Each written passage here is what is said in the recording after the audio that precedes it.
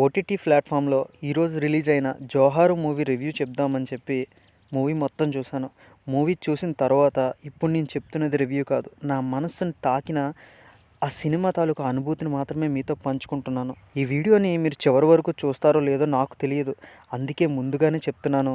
ఈ మూవీ తీసిన వాళ్ళకి మనస్ఫూర్తిగా నేను జోహార్ చెప్తున్నాను.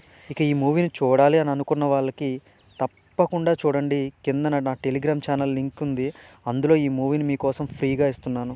తండ్రి చనిపోవడంతో హఠాత్తుగా సీఎం అయిన ఓ వ్యక్తి తన తండ్రికి ఈ ప్రపంచంలోనే అతి పెద్ద విగ్రహం కట్టాలని నిర్ణయించుకుంటాడు. దానికోసం రాష్ట్ర ప్రభుత్వం ఇచ్చిన అనేక పథకాలలోని కోతలు విధించి ఆ డబ్బుతో ఆ విగ్రహాన్ని నిర్మించాలి అని అనుకుంటాడు. అయితే ఆ కోత ఎంతమంది జీవితాలను కోసేసింది అనే విషయాన్ని ఎంతో సున్నితంగా ఈ మూవీలో అయితే చూపించారు. మీరు ఎప్పుడైనా సాలిపట్టుని గమనించారా? సాలిపట్టు గురించి మాట్లాడుతున్నారు ఏంటి అని అనుకుంటున్నారు కదా, ఒక్కసారి వినండి. సాలిపట్టులోని ఒక్కో దారం ఒక్కో స్థానానికి అంటుకొని ఉంటుంది.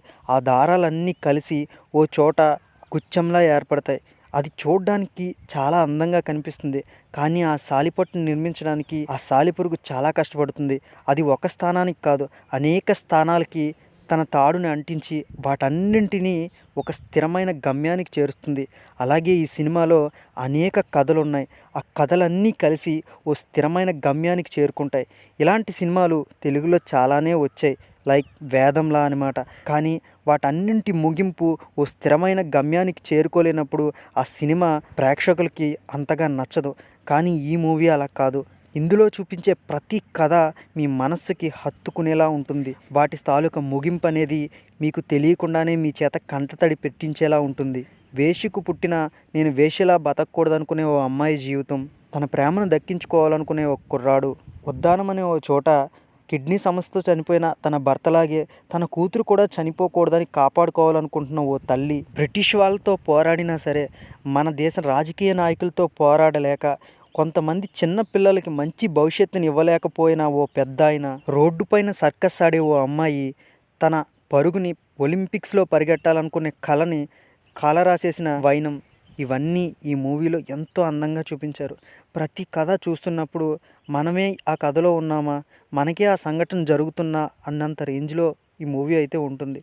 మీకు తెలియకుండానే చాలా సందర్భాల్లో మీ కళ్ళు చెమరుస్తాయి. ఒక్క విషయం అయితే ఇందులో చాలా గాఢంగా ప్రస్తావించారు. మన భారతదేశం చాలా అభివృద్ధి చెందుతున్న దేశం. ఎంత అభివృద్ధి చెందుతుందంటే వేల ఎత్తులో ఉన్న విగ్రహాలు, ప్రతి పథకానికి నేతల పేర్లు, ప్రతి దానిలోని అవినీతి. ఇప్పటికీ కూడా ఒళ్ళు అమ్ముకుంటేనే కానీ బ్రతకలేని ఎంతోమంది స్త్రీలు, కానీ స్త్రీకి గౌరవం ఇచ్చే దేశం మన భారతదేశం. ఇలా చెప్పుకోవడానికి తప్ప చూడడానికి ఏమీ కనిపించలేని దేశం మన భారతదేశం. వేల ఎత్తులో ఉన్న విగ్రహాలు ఏం చూపిస్తాయి? నిలువెత్తు శూన్యాన్ని తప్ప. నాయకులారా, వచ్చి ఒక్కసారి సమాజంలో ఉన్న కుళ్ళుని చూడండి. ఓ స్థిరమైన ఓ మంచి ముగింపుని ఈ సినిమాలో చూపించారు. ఈ సినిమా ముగింపు చూస్తున్నప్పుడు నాకు తెలియకుండానే చాలా సందర్భాల్లో కళ్ళమ్మట నీళ్లు తిరిగాయి. మంచి సినిమాలు అనేవి ఎక్కువసార్లు రావు, వచ్చినప్పుడు వాటిని మిస్ చేసుకోకూడదు. తప్పకుండా చూడండి అండ్ తప్పకుండా సబ్స్క్రైబ్ చేసుకుని లైక్ చేసే వెళ్ళండి. ఇది మరింత మందికి చేరువవుతుంది. జై హింద్.